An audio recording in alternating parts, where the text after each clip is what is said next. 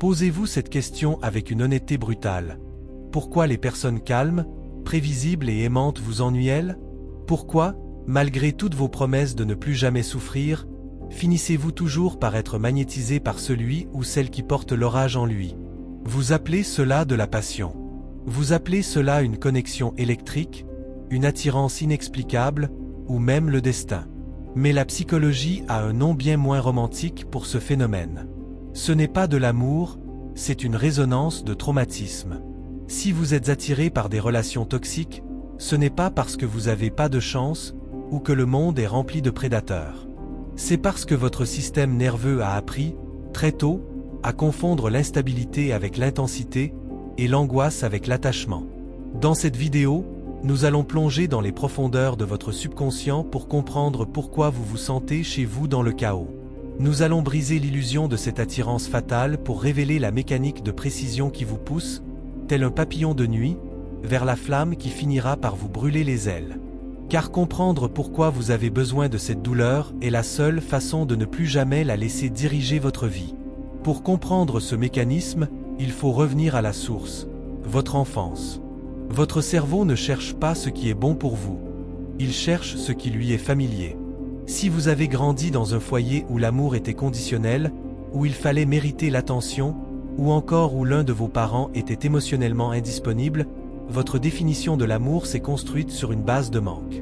Pour l'enfant que vous étiez, l'amour n'était pas un port calme, c'était une bataille. Vous avez appris que pour être vu, il fallait crier, performer ou s'effacer. Par conséquent, à l'âge adulte, une relation saine et stable vous semble étrangement suspecte. Elle vous semble fade. Pourquoi? Parce qu'elle ne réveille pas vos anciens mécanismes de survie. Sans le drame, sans l'incertitude, sans cette peur subtile de perdre l'autre, votre cerveau ne sécrète pas l'adrénaline qu'il a appris à associer au sentiment d'être vivant.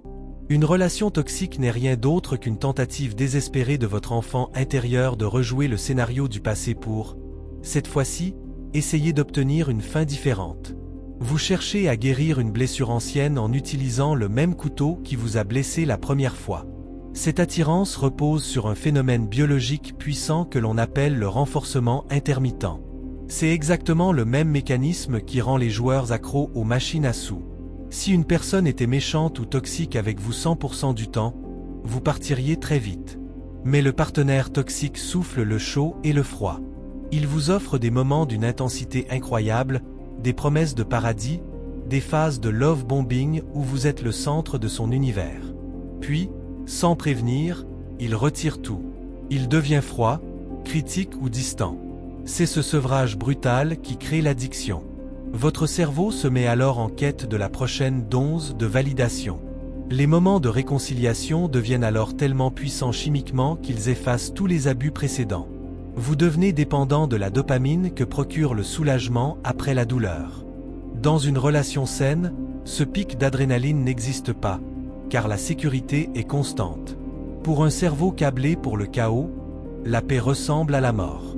C'est pour cela que vous quittez les gens bien pour retourner vers ceux qui vous détruisent. Vous ne cherchez pas un partenaire, vous cherchez votre donze. Il y a aussi le mythe du sauveur. Beaucoup d'entre nous sont attirés par les personnes toxiques parce que nous pensons, au fond de nous, que notre amour sera la clé de leur transformation. C'est une forme d'arrogance spirituelle déguisée en empathie.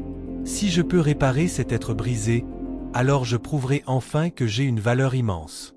Si je peux transformer ce monstre en prince, alors je serai enfin digne d'être aimé. En réalité, vous n'essayez pas de sauver l'autre, vous essayez de vous sauver vous-même par procuration. Vous projetez votre propre vulnérabilité sur le partenaire toxique et vous vous occupez de ses problèmes pour ne pas avoir à affronter le vide sidéral de votre propre existence. La personne toxique est le projet parfait pour éviter de travailler sur soi. Tant que vous êtes occupé à gérer ses crises, ses mensonges ou ses colères, vous n'avez pas besoin de vous demander pourquoi vous avez si peu d'estime pour vous-même que vous acceptez de vivre dans une déchetterie émotionnelle. Enfin, il faut parler de l'ombre. Jung disait que ce que nous ne ramenons pas à la conscience nous revient sous forme de destin. Si vous refusez d'affronter votre propre part d'ombre, votre propre colère ou votre propre besoin de contrôle, vous allez attirer quelqu'un qui incarne ces traits de manière spectaculaire. Le partenaire toxique agit comme un miroir déformant de tout ce que vous niez en vous. Il exprime la violence que vous n'osez pas exprimer, il prend l'espace que vous n'osez pas prendre, il est l'égoïste que vous vous interdisez d'être. Vous êtes fasciné par lui parce qu'il vit à l'extérieur ce que vous avez emprisonné à l'intérieur. Cette fascination est une illusion d'unité. Vous pensez être complété par cette personne, alors que vous êtes simplement en train de déléguer votre propre noirceur à quelqu'un d'autre. Dans la suite de ce voyage, nous allons voir comment briser ce cycle chimique et psychologique. Nous allons apprendre à reconnaître les drapeaux rouges non pas comme des défis à relever, mais comme des signaux d'alarme pour votre survie. Il est temps de comprendre que l'amour ne doit pas coûter votre paix intérieure, et que si une relation nécessite que vous vous perdiez pour exister, c'est qu'elle n'est rien d'autre qu'un pacte avec vos propres démons. Pour sortir de l'emprise, il faut comprendre que votre corps est devenu un champ de bataille chimique. Une relation toxique n'est pas une simple série de mauvais choix. C'est une dépendance biologique comparable à celle de l'héroïne. Chaque dispute, chaque rupture suivie d'une réconciliation passionnée déclenche une inondation de cortisol et d'adrénaline, suivie d'une explosion d'ocytocine et de dopamine. Ce cycle crée ce que la psychologie nomme le lien traumatique. C'est un nœud gordien où la douleur et le plaisir sont si étroitement entrelacés que votre cerveau ne sait plus faire la distinction. Vous vous sentez vivant uniquement lorsque vous êtes au bord du gouffre. C'est pour cette raison que, lorsque vous essayez de partir, vous ressentez un véritable syndrome de sevrage. Tremblements, insomnie, pensées obsessionnelles et une sensation de vide insupportable. Votre esprit vous ment alors en vous disant que vous ne pouvez pas vivre sans l'autre, alors qu'en réalité, il réclame simplement sa dose de stress. Comprendre que votre amour est en grande partie une réaction biochimique est la première étape pour briser les chaînes de cette prison invisible. Le partenaire toxique possède souvent un flair instinctif pour repérer vos failles. Il ne choisit pas ses victimes au hasard. Il cherche des profils empathiques, des donneurs chroniques qui ont un besoin vital d'être utiles. Au début, il utilise le miroitement. Il devient exactement ce que vous avez toujours voulu. Il valide vos rêves, écoute vos peines et vous place sur un piédestal. C'est l'hameçon. Une fois que vous êtes accroché, le masque commence à glisser. Les critiques subtiles apparaissent, les tests de limite se multiplient. Mais parce que vous avez goûté à cette perfection initiale, vous passez le reste de la relation à essayer de retrouver cette version fantôme de la personne. Vous vous dites, si je change, si je suis plus patient, si je l'aide à guérir, il redeviendra celui du début. C'est le piège de l'espoir. La personne du début n'existait pas. C'était un costume taillé sur mesure pour vos propres carences. En acceptant cette vérité brutale, vous commencez à réaliser que vous n'aimez pas une personne, mais un mirage que vous avez aidé à construire. Pourquoi est-il si difficile de dire stop? Parce que la relation toxique s'attaque à votre identité même. Par un processus lent et insidieux appelé le gaslighting ou détournement cognitif, le partenaire toxique vous fait douter de votre propre perception de la réalité. Il nie les faits, retourne les situations contre vous et finit par vous convaincre que vous êtes le problème. Vous perdez votre boussole interne. Vous commencez à vous excuser pour des choses que vous n'avez pas faites, simplement pour éviter le conflit. Votre estime de soi s'effondre, et c'est précisément ce que l'autre recherche. Une victime affaiblie est une victime facile à contrôler. Vous restez non pas par amour, mais par peur de ne plus rien être sans le regard de l'autre, aussi cruel soit-il. Vous avez intégré l'idée que vous ne valez rien, et que personne d'autre ne voudrait d'un être aussi brisé que vous. C'est la victoire ultime du manipulateur. Vous faire devenir votre propre geôlier. Il est également crucial de regarder en face notre propre besoin de validation. Si vous attirez des personnes qui ne vous respectent pas, c'est souvent parce qu'au fond de vous, vous ne vous respectez pas assez pour mettre un terme à l'irrespect dès la première seconde. La personne toxique ne fait que confirmer la mauvaise opinion que vous avez de vous-même. Il y a une étrange forme de confort dans le fait d'être maltraité quand on a l'impression que c'est tout ce que l'on mérite. C'est une prophétie autoréalisatrice. Vous rejetez les partenaires sains parce qu'ils vous obligent à vous voir avec bienveillance.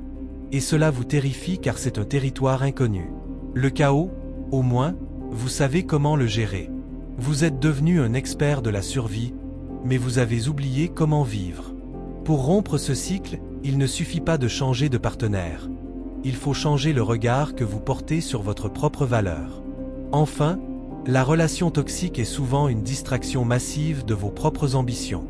Tant que vous êtes perdu dans le labyrinthe des drames de l'autre, vous n'avez pas à affronter vos propres échecs ou vos propres rêves non réalisés. C'est une forme d'évitement de soi. Vous donnez toute votre énergie à essayer de stabiliser quelqu'un qui se complaît dans l'instabilité, et pendant ce temps, votre propre vie reste en suspens. Vous devenez le personnage secondaire de votre propre existence. Dans la dernière partie de cette vidéo, nous allons voir comment reprendre votre pouvoir. Nous allons apprendre à faire le deuil de la personne que vous vouliez que l'autre soit, et à rediriger toute cette énergie de sauveur vers la seule personne qui en a réellement besoin, vous-même. Il est temps de comprendre que la porte de votre cage est ouverte depuis longtemps, et que la seule chose qui vous retient à l'intérieur est l'illusion que vous n'avez nulle part ailleurs où aller. La sortie d'une relation toxique ne ressemble pas à une libération soudaine, mais plutôt à un long sevrage douloureux. C'est le moment où vous devez accepter de perdre l'autre pour vous retrouver vous-même. Le plus grand obstacle à cette guérison est l'espoir. L'espoir que l'autre change, l'espoir qu'une dernière discussion calmera le jeu, l'espoir que votre amour finira par triompher de sa noirceur. Vous devez tuer cet espoir. Vous devez accepter que cette personne ne changera pas, non pas parce qu'elle ne le peut pas, mais parce que son mode de fonctionnement lui procure des bénéfices que vous ne pouvez pas compenser. La guérison commence par un deuil brutal. Faire le deuil de la personne que vous auriez aimé qu'elle soit. Vous ne quittez pas un être humain, vous quittez un mirage. Et ce deuil est nécessaire pour que vous puissiez enfin regarder la réalité en face.